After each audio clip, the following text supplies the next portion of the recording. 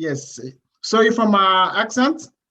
I'm trying No, to do no, my best. no. I'm used to a French accent. My girlfriend is from Montreal, so if you call that Oh, French, I'm used to it. okay, you speak French a little bit? A little bit. Un peu. Ah, on peut faire cette interview en français. No, I don't speak French. Okay. Darren, we know you are the CEO of Logitech. Can you tell us a little bit about yourself? Sure.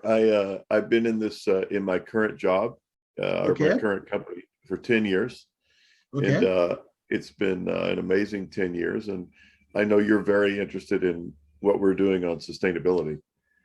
Yes. And I can tell you about that. But it's been an incredible decade of excitement and change. And now we're starting our next decade. I just celebrated my 10th year anniversary on Friday. Saturday. Okay.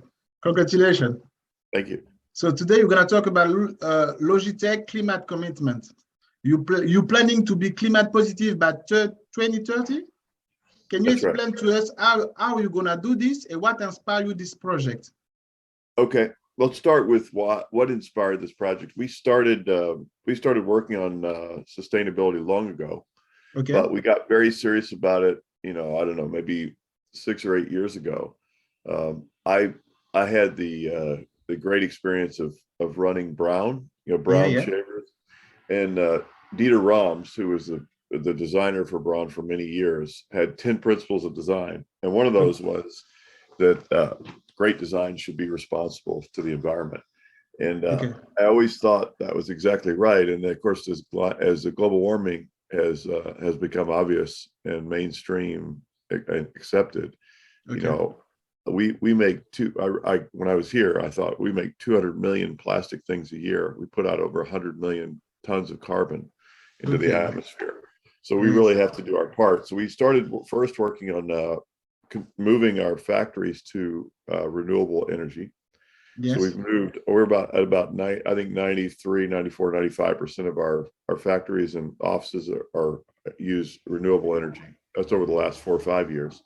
And the second thing we did was we started taking carbon out of our products. So as we would redesign a new product, we would reduce the carbon level. Like there's a product called the G435, which is a gaming headset, which is about 40% less carbon.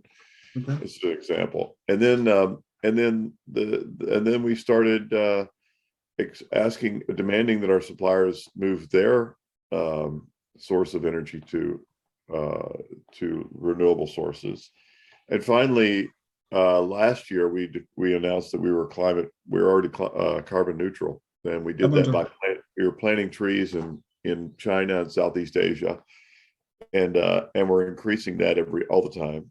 And so now we're net. We're already net. We're climate or carbon neutral, but our commitment to climate positive is completely 100%. We will get there, and so we'll keep reducing the amount of carbon we put out as we keep investing in more carbon producers that pull carbon out of the air, like trees and mangroves and other things.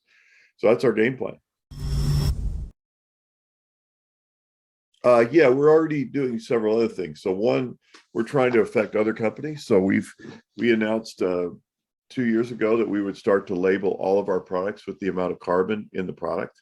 So this mouse, for example, has about 4 liters of gas, like driving about 30 kilometers of carbon in its life. That's scope 1, 2, and 3. So we're labeling everything. We're up to about 25 products now, and we'll label everything.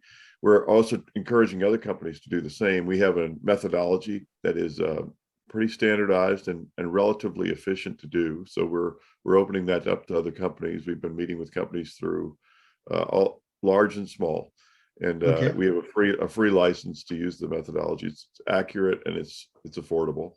And so we're doing that. We're also moving to recycle plastic. So we started moving to recycle plastic a couple of years ago. Now we're up to about 75 or 80% of our mice and keyboards, which is we're probably up to, maybe we're up to 75 or 80 million products. We'll go to 100 million. Those contain recycled plastics. They are not all recycled because it's just not available yet to do that, but we will go there eventually. And then our ultimate goal, is to be totally circular, where we get everything back, we recycle, refurbish, or renew it, and we put it back out there, and we'll see how long it takes us to get there. But in the meantime, carbon is the real urgent issue. Okay, fantastic. Let's talk about business now. What are the key of Logitech success?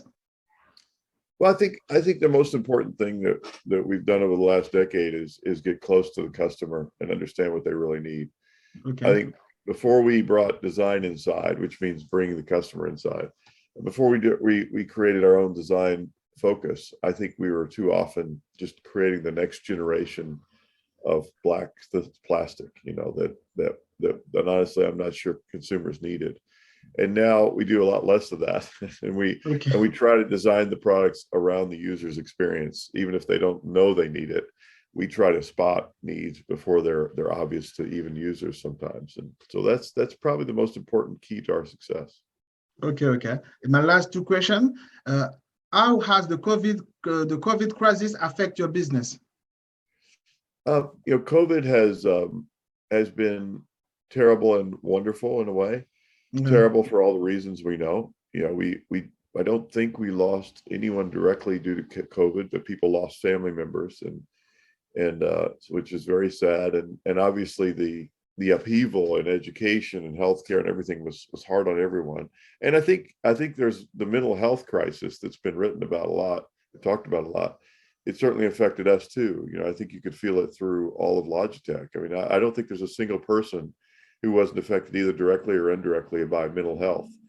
Okay. On the other hand, our products have never been so important. You know, in the middle of the crisis, you know, our products were required to connect, you know, doctors and patients, or even dying patients in a hospital that couldn't see their loved ones in their last hours.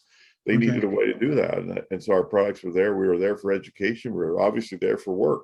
You know, offices, everybody's office became their dining room, living room, bedroom, or office, and so we never felt so critical, you know, and so we made a bet very early on that we would need more inventory, because we bet big, and we were lucky we did, because we could help more people. So that was super meaningful, and continues to be, and now there's, you know, our business is a lot bigger, and we have a lot more opportunities to do good.